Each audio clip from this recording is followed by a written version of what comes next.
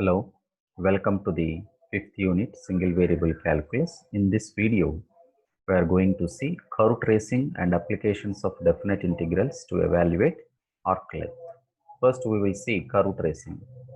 So, curve tracing is an analytical method of drawing an approximate shape of a curve by study of some of its important characteristics such as symmetry, intercepts, asymptotes, tangents, multiple points, region of existence, sign of first and second order derivatives, etc.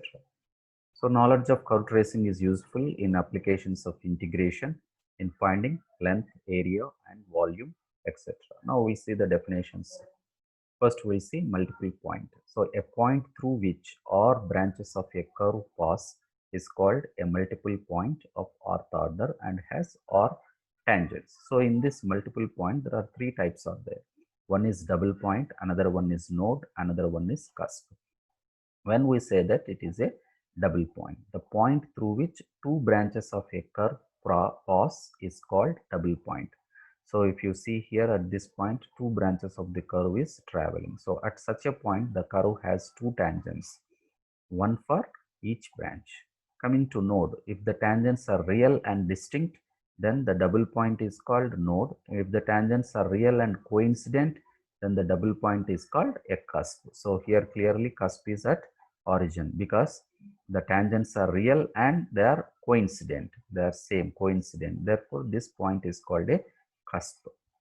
Next, conjugate point or isolated point. If the tangents are imaginary, then the double point is called a conjugate point. Such a point cannot be shown in the figure. Now we'll see the procedure for tracing Cartesian curves. First one we'll see the symmetry. So a curve is symmetrical about x-axis if only even powers of y occurs in its equation. Example is y square equals to 4ax. Clearly here even powers of y only is occurring, therefore it is symmetrical about x-axis. A curve is symmetrical about y-axis if only even powers of x occurs in its equation.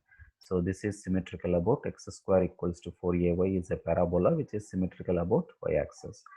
A curve is symmetrical about both x and y axis if only even powers of x and y occurs in its equation. So clearly even powers of x and y occurs in this equation. Therefore, it is symmetrical about both x and y axis. Symmetric about origin. If the equation remains unaltered when x and y are replaced by minus x and minus y, then we say that it is symmetric about origin. So x and y is here replaced with minus x and minus y, therefore it is symmetric about origin. It is unaltered. If you replace x with minus x and y with minus y, right, the equation is unaltered. So the curve symmetric about both the axes is also symmetric about origin, but curves need not true.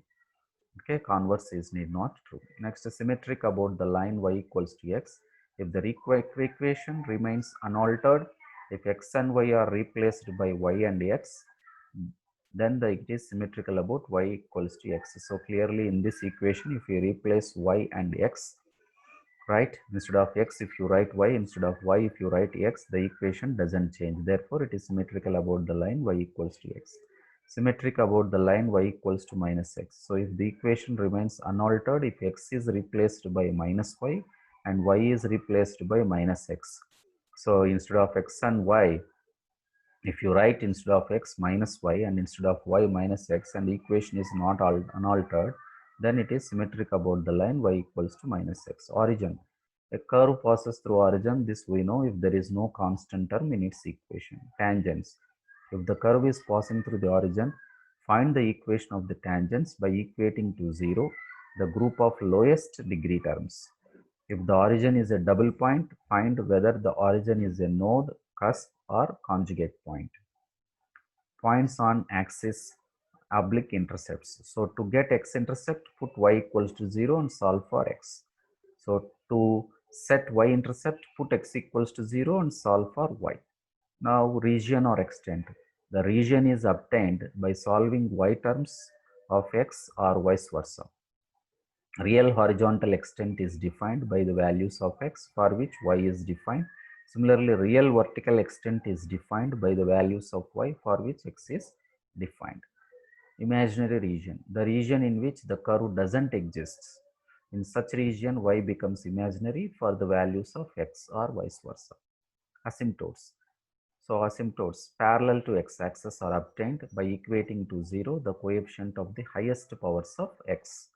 So if you want asymptotes parallel to y-axis, equate the coefficient of the highest powers of y. No vertical or horizontal asymptotes. So in cases A and B, if the coefficients are constants or has imaginary factors, then the curve has no asymptotes. Oblique asymptotes. They are given by y equals to mx plus c, where m is limit x tends to infinity x by y and c is limit x tends to infinity y minus mx. So this is the procedure we have to adopt in order to draw the rough sketch of the given curve. Okay, now we should see the applications, that is arc length. We will see first how to calculate the arc length. So the arc length of a curve in Cartesian coordinates. So there are two formulas here. So if the equation of the curve is of the form y equals to f of x, then the arc length of the curve between x equals to a and x equals to b is given by s equals to integral x equals to a to b square root of 1 plus dy by dx whole square dx. Suppose if the curve is x equals to f of y and the length of the curve is between y equals to a and y equals to b, then the same formula, just a slight change will come. Here dx, here dy will come. Here dy by dx, here dx by dy will come. Right? So these are the two simple formulas we have to remember in order to calculate the length of a curve. Now we'll see the problem first. Find the length of the arc of the parabola y square equals to 4ax. This is y square equals to 4ax measured from the vertex from here to an extremity of the lattice rectum. So he wants this length from vertex to an extremity of the lattice rectum. So this is the parabola. So y square equals to 4x is a parabola which is symmetrical about x-axis. So in the intersection points of this lattice rectum is clearly here given. Now from y square equals to 4ax, so this is the formula we have to apply. From where to where? From 0 to 2a. What he is asking, find the length of the arc of the measured from vertex to an extremity of the lattice rectum from here to here. So s equals to y equals to 0 to 2a dy.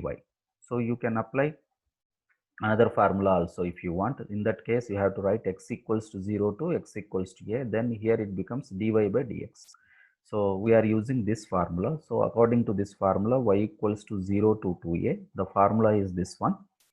So we require dx by dy. So that's why from y square equals to 4ax, we are writing what is x and we are calculating dx by dy, which is y by 2a. Substitute this.